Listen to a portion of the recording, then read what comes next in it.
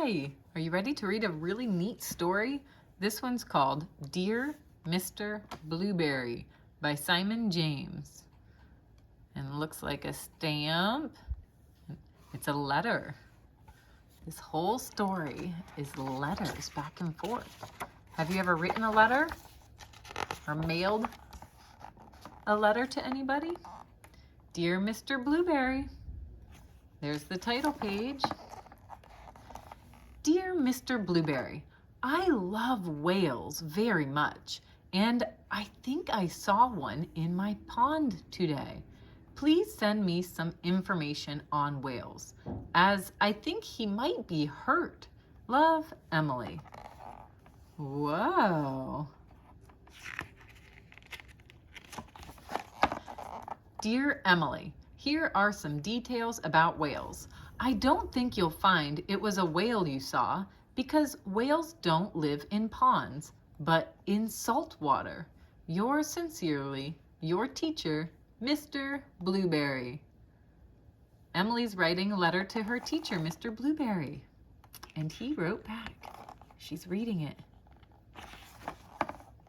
Dear Mr. Blueberry, I am now putting salt into the pond every day before breakfast, and last night I saw my whale smile. I think he is feeling better. Do you think he might be lost? Love, Emily. She's putting some salt in the pond so the whale can have salt water. Dear Emily, please don't put any more salt in the pond. I'm sure your parents won't be pleased. I'm afraid there can't be a whale in your pond because whales don't get lost. They always know where they are in the oceans. Yours sincerely, Mr. Blueberry. Look, there's the mail coming through the door.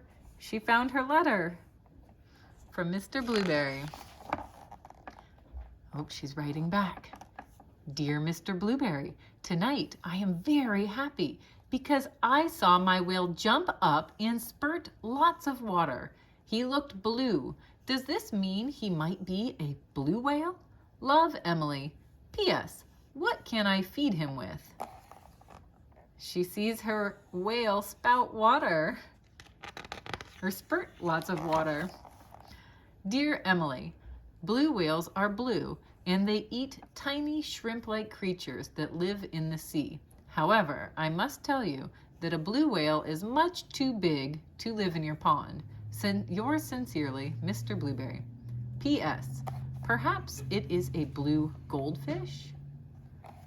Emily just read her letter, so now she's checking a book about goldfish. Dear Mr. Blueberry, last night I read your letter to my whale. Afterward, he let me stroke his head. It was very exciting. I secretly took him some crunched up cornflakes and breadcrumbs. This morning I looked in the pond and they were all gone.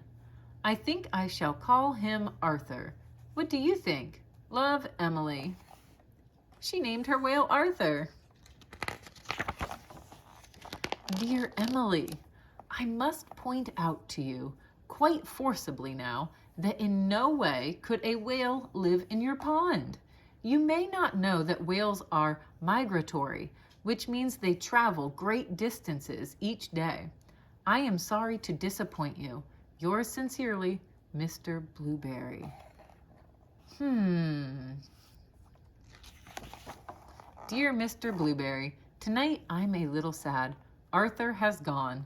I think your letter made sense to him, and he has decided to be migratory again. Love, Emily.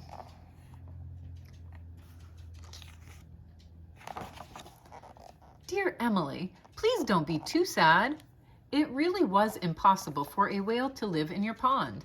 Perhaps when you are older, you would like to sail the oceans, studying and protecting whales. Yours sincerely, Mr. Blueberry. That's a great idea. Look at Emily's room. She loves whales and reading about whales and imagining whales. Don't be sad. Dear Mr. Blueberry, it has been the happiest day. I went to the beach and you'll never guess, but I saw Arthur. I called to him, and he smiled. I knew it was Arthur because he let me stroke his head. I gave him some of my sandwich. And then we said goodbye. Bye. I shouted that I loved him very much, and I hope you don't mind. I said you loved him too. Love, Emily and Arthur.